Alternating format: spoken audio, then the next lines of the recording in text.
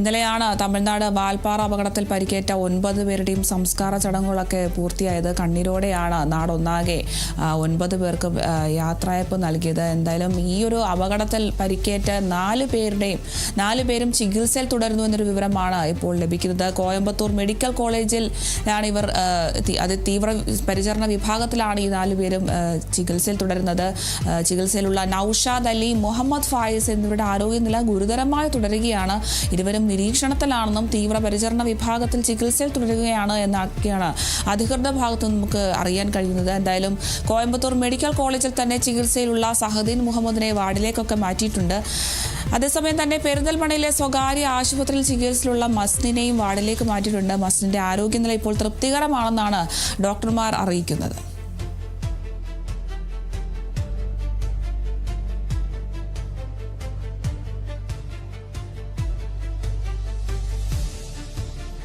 Kannur Anjarakandy dental കോളേജിലെ വിദ്യാർത്ഥി നിതിൻ രാജിന്റെ മരണത്തിൽ അറസ്റ്റിലായ ലോൺ ആപ്പ് നടത്തിപ്പുകാരെ കസ്റ്റഡിയിൽ വാങ്ങാൻ പോലീസ്. പ്രതികളെ വിശദമായി ചോദ്യം ചെയ്യും. ഇൻസ്റ്റാപേ എന്ന മൊബൈൽ ലോൺ ആപ്പ് നടത്തുന്ന സംഘത്തിലെ 3 പേരെയാണ് ഉത്തർപ്രദേശിലെ നോയിഡയിൽ നിന്നും പോലീസ് ഇന്നലെ പിടികൂടിയത്. നിലവിൽ 3 പ്രതികളും റിമാൻഡിലാണ്. നിതിൻ രാജിന്റെ അധ്യാപികയുടെ പരാതിയിലാണ് ഇവർക്കെതിരെ കേസെടുത്തിരിക്കുന്നത്. അതേസമയം നിതിന്റെ മരണത്തിൽ കോളേജ് മാനേജ്മെന്റ് ഇന്ന് വിശദീകരണം നൽകും.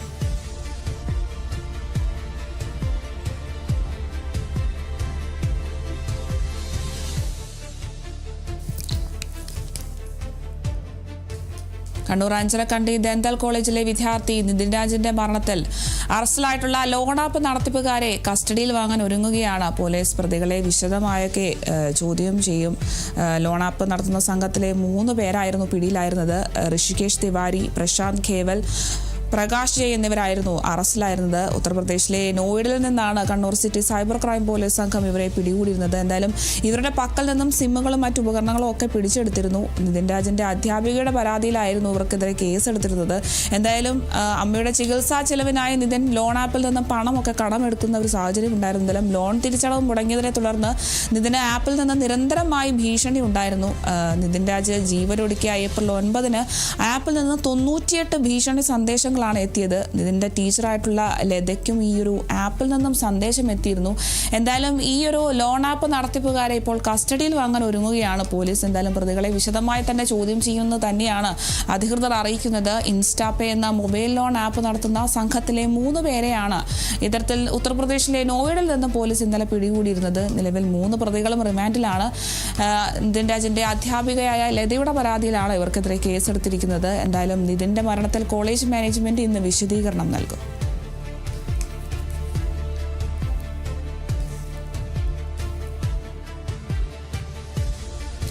കോഴിക്കോട് വടകരയിൽ നിന്നും കാണാതായ ആലഞ്ചേരി സ്വദേശി വിഷ്ണു പ്രകാശിനായുള്ള തിരച്ചിൽ ഊർജിതമാക്കി പോലീസ്. വിഷ്ണുവിന് ലഭിച്ച ഭീഷണി സന്ദേശം കുടുംബം പോലീസിന് കൈമാറിയിട്ടുണ്ട്. കഴിഞ്ഞ മാസം 13 ബാങ്കിൽ പോകുന്നുവെന്ന് പറഞ്ഞാണ് വിഷ്ണു വീട്ടിൽ നിന്നിറങ്ങിയത്. ലോൺ ആപ്പിൽ നിന്ന് വിഷ്ണു 10,000 രൂപ കടമെടുത്തിരുന്നു. തിരിച്ചടവ് മുടങ്ങിയതിനാൽ ലോൺ ആപ്പിന്റെ ഭീഷണി ഭയന്ന് നാടുവിട്ടതാകാമെന്നാണ് കുടുംബത്തിന്റെ സംശയം.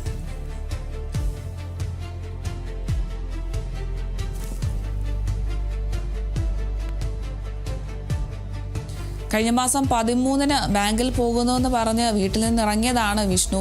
ലോൺ ആപ്പിൽ നിന്ന് വിഷ്ണു ഒരു 10,000 രൂപ കടം എടുത്തിട്ടുണ്ടായിരുന്നു. പക്ഷേ വിഷ്ണുവിന് ഇത് തിരിച്ചടയ്ക്കാൻ സാധിച്ചിരുന്നില്ല. അതുകൊണ്ട് തന്നെ ഈ ലോൺ ആപ്പിന്റെ ഭീഷണി വിഷ്ണുവിന് ഉണ്ടായേക്കാമെന്നൊക്കെ ഒരു സംശയം കുടുംബം ഉന്നയിച്ചിരുന്നു. ഈ ഒരു ഭീഷണിയെ തുടർന്നാവാം ഈ വിഷ്ണു നാട് വിട്ടത് എന്നുള്ള രീതിയിൽ സംശയമൊക്കെ കുടുംബത്തിന്റെ ഭാഗത്തു നിന്നുണ്ടായിരുന്നു. എന്തായാലും കോഴിക്കോട് വടകരയിൽ നിന്നാണ് വിഷ്ണു, വടകര സ്വദേശിയാണ് വിഷ്ണു. വിഷ്ണുവിനെ കാണാതായിരിക്കുകയാണ്. വിഷ്ണു പ്രകാശിനായിട്ടുള്ള തിരച്ചിൽ ഇപ്പോൾ ഊർജിതമാക്കിയിരിക്കുകയാണ് പോലീസ്. എന്തായാലും വിഷ്ണുവിന് ലഭിച്ച ഭീഷണി സന്ദേശം ഒക്കെ കുടുംബം പോലീസിനൊക്കെ കൈമാറിയിട്ടുണ്ട്. കഴിഞ്ഞ മാസം 13 വിഷ്ണുവിനെ കാണാതാകുന്നത്. ബാങ്കിൽ പോകുന്നു എന്ന് പറഞ്ഞ് വിഷ്ണു വീട്ടിൽ നിന്ന് ഇറങ്ങിയതാണ്. വിഷ്ണു 10,000 രൂപയാണ് ലോൺ ആപ്പിൽ നിന്ന് കടമെടുത്തിരുന്നത്. എന്തായാലും ഇവരുടെ ഭീഷണി സന്ദേശമൊക്കെ കുടുംബം പോലീസിന് കൈമാറിയിട്ടുണ്ട്. എന്തായാലും അന്വേഷണം ഊർജിതമാക്കിയിരിക്കുകയാണ് പോലീസ്.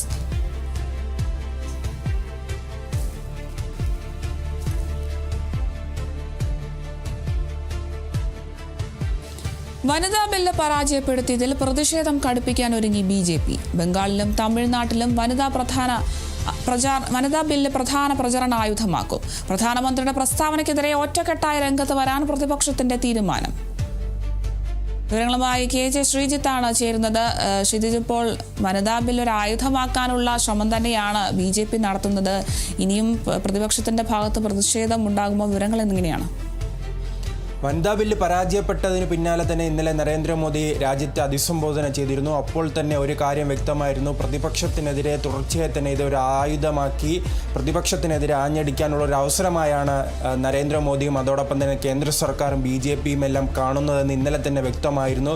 അതിൻ്റെ തുടർച്ചയായിട്ടാണ് ഇനി BJP എല്ലാ സംസ്ഥാനങ്ങളിലും വലിയ രീതിയിലുള്ള പ്രതിഷേധങ്ങൾ സംഘടിപ്പിക്കാനുള്ള തീരുമാനത്തിലേക്ക് എത്തിച്ചേർന്നിരിക്കുന്നത്. അതിൻ്റെ ആദ്യഘട്ടം തന്നെ ഇന്നലെ നാം ഡൽഹിയിൽ കണ്ടതാണ്. ഡൽഹി മുഖ്യമന്ത്രി രേഖാ ശർമ്മയുടെ നേതൃത്വത്തിലും അതോടൊപ്പം തന്നെ BJP MP ഹേമ മാലിനിയുടെ എല്ലാം നേതൃത്വത്തിൽ രാഹുൽ ഗാന്ധിയുടെ വസതിയിലേക്ക് മാർച്ച് നടത്തിയിരുന്നു. അത് ഇന്ന് കൂടുതൽ സംസ്ഥാനത്തിലേക്ക് വ്യാപിപ്പിക്കാനാണ് തീരുമാനം. പ്രത്യേകിച്ച് തെരഞ്ഞെടുപ്പ് നടക്കുന്ന ബംഗാളും അതോടൊപ്പം തന്നെ തമിഴ്നാട്ടിലേക്കെല്ലാം ഇത് വലിയ രീതിയിൽ തന്നെ പ്രചരണ വിഷയമാക്കും. ഇന്നലെ തന്നെ നരേന്ദ്രമോദി കോയമ്പത്തൂരിലെത്തി ഈ വനിതാ ബില്ലിനെ കുറിച്ചുള്ള വിഷയങ്ങൾ സംസാരിച്ചിരുന്നു, ജനങ്ങളോട് സംസാരിച്ചിരുന്നു. ഇന്നലെ തന്നെ നാം അത് പരിശോധിക്കുകയാണെങ്കിൽ, രാജ്യത്തെ നരേന്ദ്രമോദി അഭിസംബോധന ചെയ്യുന്നത് പരിശോധിക്കുകയാണെങ്കിൽ കടുത്ത ഭാഷയിൽ തന്നെയായിരുന്നു വിമർശനം. കോൺഗ്രസും അതോടൊപ്പം തന്നെ പ്രതിപക്ഷ പാർട്ടികളും ഭ്രൂണഹത്യ നടത്തി എന്ന രീതിയിലുള്ള വിമർശനമായിരുന്നു ഇന്നലെ ഉണ്ടായിരുന്നത്. അതോടൊപ്പം തന്നെ നാം പരിശോധിക്കുകയാണെങ്കിൽ ബംഗാളിലും അതോടൊപ്പം തന്നെ തമിഴ്നാട്ടിലും ഇനി ഇലക്ഷന് ദിവസങ്ങൾ മാത്രമേ ബാക്കിയുള്ളൂ. അവിടെ പരമാവധി ഇത് ചർച്ചയാക്കി വനിതാ വോട്ടുകൾ തങ്ങളുടെ ാക്കാനുള്ള വലിയ ശ്രമം തന്നെയാണ് BJP നടത്തി വരുന്നത്. അതിൻ്റെ ഒരു തുടക്കം തന്നെയായിരുന്നു ഇന്നലെ കോയമ്പത്തൂരിൽ കണ്ടത്. അതോടൊപ്പം തന്നെ ഇന്നലെ രാത്രി രാജ്യത്തെ നരേന്ദ്രമോദി അഭിസംബോധന ചെയ്തപ്പോഴും ഈ പ്രധാനപ്പെട്ട 4 പാർട്ടികളെയാണ് വിമർശിക്കുന്നത്. പേരെടുത്ത് വിമർശിച്ചത് അതൊന്ന് കോൺഗ്രസ് ആണ്, മറ്റൊന്ന് DMK ആണ്. DMK ആണ് തമിഴ്നാട്ടിലെ പ്രധാന ഭരണപക്ഷം. അപ്പോൾ ആ പാർട്ടിയെ പേരെടുത്ത് വിമർശിക്കുന്നു. മറ്റൊരു പാർട്ടി തൃണമൂൽ കോൺഗ്രസ് ആണ്, അതാണ് ബംഗാളിൽ ഭരണം നടത്തുന്ന പാർട്ടി. ആ പാർട്ടിയെ വിമർശിക്കുകയാണ്, പേരെടുത്ത് വിമർശിക്കുന്നു. മറ്റൊരു പാർട്ടി SP ആണ്. SP ഉത്തർപ്രദേശിൽ ഇനി 2027 ഇലക്ഷൻ വരാനിരിക്കുന്ന ഒരു പ്രധാനപ്പെട്ട BJPക്ക് വലിയ പ്രതീക്ഷയുള്ള ഇടമാണ്. അങ്ങനെ തിരഞ്ഞെടുപ്പ് ലക്ഷ്യമിട്ടാണ് ഇപ്പോൾ ഈ വിമർശനങ്ങൾ മുന്നോട്ട് പോകുന്നത്. പക്ഷേ പ്രതിപക്ഷ പാർട്ടികളെ സംബന്ധിച്ച് ഒറ്റക്കെട്ടായി തന്നെ നരേന്ദ്രമോദിയുടെ ഈ പ്രസ്താവനയ്ക്കെതിരെ വരാനാണ് തീരുമാനം. അവർ ഇന്ന് യോഗം ചേരുന്നുണ്ട്. അതിനുശേഷം ഒറ്റക്കെട്ടായി ഒരുമിച്ചൊരു പ്രസ്താവന ഇറക്കാനാണ് തീരുമാനം. അതോടൊപ്പം തന്നെ തെരഞ്ഞെടുപ്പ് കാലഘട്ടമാണ്. തെരഞ്ഞെടുപ്പ് പെരുമാറ്റച്ചട്ടം നിലനിൽക്കുന്ന ഒരു സാഹചര്യത്തിൽ നരേന്ദ്രമോദിയുടെ ഈ പ്രസ്താവനയ്ക്കെതിരെ തെരഞ്ഞെടുപ്പ് കമ്മീഷന് ഉൾപ്പെടെ പരാതി നൽകുന്നതിനെക്കുറിച്ചും നിലവിൽ പ്രതിപക്ഷ പാർട്ടികൾ ആലോചിക്കുന്നുണ്ട്. ഇതിനെ തെരഞ്ഞെടുപ്പ് കാലഘട്ടത്തിൽ അങ്ങനെ തെരഞ്ഞെടുപ്പിൻ്റെ ഒരു പ്രചരണ വിഷയമായി നരേന്ദ്രമോദി തന്നെ, ഭരണപക്ഷം തന്നെ, ഭരണപാർട്ടി തന്നെ തെരഞ്ഞെടുപ്പ് ചട്ടം ലംഘിച്ച് രംഗത്ത് വരുന്നതിനെതിരെയും ഇപ്പോൾ വലിയ രീതിയിൽ പ്രതിപക്ഷ പാർട്ടികൾ പ്രതിഷേധം സംഘടിപ്പിക്കാൻ ഒരുങ്ങുകയാണ്. അങ്ങനെ കൊണ്ടും കൊടുത്തുമാണ് ഒരു തെരഞ്ഞെടുപ്പ് കാലം മുന്നോട്ട് പോകുന്നത്. എന്തായാലും വരും ദിവസങ്ങളിൽ വനിതാ ബില്ലുമായി ബന്ധപ്പെട്ട് കൂടുതൽ ചർച്ചയ്ക്കും കൂടുതൽ പരാതികൾക്കും കൂടുതൽ വെല്ലുവിളികൾക്കും കടുത്ത ഭാഷയിലുള്ള പ്രതികരണങ്ങൾക്കുമാണ് നിലവിൽ ഇന്ത്യ സാക്ഷ്യം വഹിക്കാൻ പോകുന്നത്. ശരി, വ്യക്തമാണ്. ലോക്സഭയിൽ 1/2 ഭൂരിപക്ഷം ലഭിക്കാത്തതിനെ തുടർന്ന് വനിതാ ബില്ല് പരാജയപ്പെട്ടതിൽ ഇപ്പോൾ പ്രതിഷേധം കടുപ്പിക്കാൻ ഒരുങ്ങുകയാണ് BJP. ഇപ്പോൾ ഒരു തിരഞ്ഞെടുപ്പ് ആയുധമാക്കി തന്നെ BJP ഈ ഒരു വിഷയം മാറ്റിയിരിക്കുകയാണ്. ബംഗാളിലും തമിഴ്നാട്ടിലുമൊക്കെ വനിതാ ബില്ല് പ്രധാന പ്രചരണ ആയുധമാക്കും. പ്രധാനമന്ത്രിയുടെ പ്രസ്താവനയ്ക്കെതിരെ ഒറ്റക്കെട്ടായ രംഗത്ത് വരാനാണ് ഇപ്പോൾ പ്രതിപക്ഷത്തിൻ്റെയും തീരുമാനം. എന്തായാലും വലിയ രീതിയിലുള്ള പ്രതിഷേധമാണ് BJPയുടെ ഭാഗത്തു നിന്ന് ഉണ്ടാകുന്നത്. അതുപോലെ തന്നെ പ്രധാനമന്ത്രിയും വലിയ രീതിയിലുള്ള പ്രതിഷേധം ഈ ഒരു ബില്ല് പാസ്സാക്കുന്നതിനെതിരെ പ്രതികരിച്ചിരുന്നു. അതുപോലെ തന്നെ രാഹുൽ ഗാന്ധിയുടെ കോലം കത്തിക്കുകയും ഒക്കെ ചെയ്യുന്ന ഒരു സാഹചര്യം ഉണ്ടായിരുന്നു. രാഹുൽ ഗാന്ധിയുടെ വസതിയിലേക്ക് മാർച്ച് നടത്തുന്ന ഒരു സാഹചര്യം ഉണ്ടായിരുന്നു. ഇത്തരത്തിൽ വലിയ രീതിയിലൊരു പ്രതിഷേധമാണ് BJPയുടെ ഭാഗത്തു നിന്നും ഉണ്ടാകുന്നത്. തിരഞ്ഞെടുപ്പിൻ്റെ പ്രചാരണ തന്ത്രം അല്ലെങ്കിൽ ഒരു ആയുധമാക്കി തന്നെ മാറ്റാനാണ് ഇപ്പോൾ BJP ശ്രമിക്കുന്നത്. കൂടുതൽ വിവരങ്ങൾ നൽകിയത് ശ്രീജിത്ത് KJ ആണ്.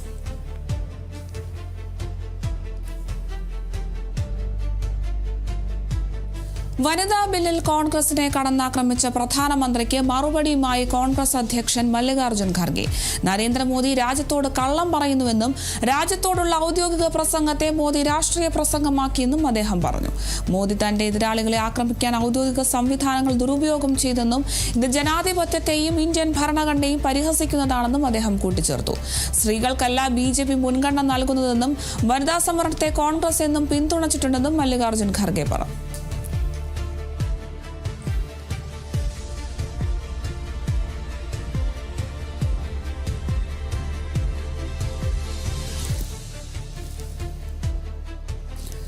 വനിതാ സംവരണ ഭേദഗതി ബില്ലിൽ കോൺഗ്രസിനെ കടന്നാക്രമിച്ച പ്രധാനമന്ത്രിക്ക് ഇപ്പോൾ മറുപടി നൽകിയിരിക്കുകയാണ് കോൺഗ്രസ് അധ്യക്ഷൻ മല്ലികാർജ്ജുൻ ഖർഗെ. ഇത്തരത്തിൽ ഈയൊരു വനിതാ സംവരണ ബില്ല് ലോക്സഭയിൽ പരാജയപ്പെട്ടതിനു ശേഷം പ്രതിപക്ഷത്തെ പ്രധാനമന്ത്രി കടന്നാക്രമിക്കുന്ന ഒരു സാഹചര്യം ഇതിനു മുൻപുണ്ടായിരുന്നു. ഇതിനുശേഷം ബില്ലിനെ എതിർത്ത പ്രതിപക്ഷത്തിന് ശിക്ഷ ലഭിക്കുമെന്നും സ്ത്രീകൾ ഈ ഒരു അപമാനത്തിന് മാപ്പ് നൽകില്ല എന്നൊക്കെയായിരുന്നു നരേന്ദ്രമോദി പറഞ്ഞിരുന്നത്. എന്തായാലും ഈ ഒരു വനിതാ ബില്ലിൽ കോൺഗ്രസിനെ കടന്നാക്രമിച്ച പ്രധാനമന്ത്രിക്ക് ഇപ്പോൾ മറുപടി നൽകിയിരിക്കുകയാണ് കോൺഗ്രസ് അധ്യക്ഷൻ മല്ലികാർജ്ജുൻ ഖർഗെ. നരേന്ദ്രമോദി രാജ്യത്തോട് കള്ളം പറയുകയാണെന്നും രാജ്യത്തോടുള്ള ഔദ്യോഗിക പ്രസംഗത്തെ മോദി രാഷ്ട്രീയ പ്രസംഗമാക്കി എന്നുമൊക്കെയാണ് ഇപ്പോൾ ഖർഗെ പറയുന്നത്. മോദി തന്റെ എതിരാളികളെ ആക്രമിക്കാൻ വേണ്ടിയിട്ട് ഔദ്യോഗിക സംവിധാനങ്ങൾ ദുരുപയോഗം ചെയ്തു എന്നും ഇത് ജനാധിപത്യത്തെയും ഇന്ത്യൻ ഭരണഘടനയും ഒക്കെ പരിഹസിക്കുന്നതൊക്കെയാണെന്നാണ് ഖർഗെ പറയുന്നത്. സ്ത്രീകൾക്കല്ല BJPക്ക് മുൻഗണന നൽകുന്നതാണ് വനിതാ സംവരണ ബില്ലെന്നും കോൺഗ്രസ് എന്നും വനിതാ സംവരണത്തെ കോൺഗ്രസ് എന്നും പിന്തുണച്ചിട്ടുണ്ടെന്നാണ് ഖർഗെ പറയുന്നത്. എന്തായാലും പ്രധാനമന്ത്രിക്കെതിരെ വലിയൊരു മറുപടി നൽകിയിരിക്കുകയാണ് മല്ലികാർജ്ജുൻ ഖർഗെ. വനിതാ സംവരണത്തെ തങ്ങൾ എന്നും പിന്തുണയ്ക്കും, കോൺഗ്രസും പ്രതിപക്ഷവും ഒക്കെ എന്നും വനിതാ സംവരണത്തെ പിന്തുണയ്ക്കും. പക്ഷേ ഈ ഒരു വനിതാ സംവരണ ബില്ല് BJPക്ക് വേണ്ടിയിട്ടുള്ളതാണ്, സ്ത്രീകൾക്കുള്ളതല്ല എന്ന് തന്നെയാണ് മല്ലികാർജ്ജുൻ ഖർഗെ പറയുന്നത്.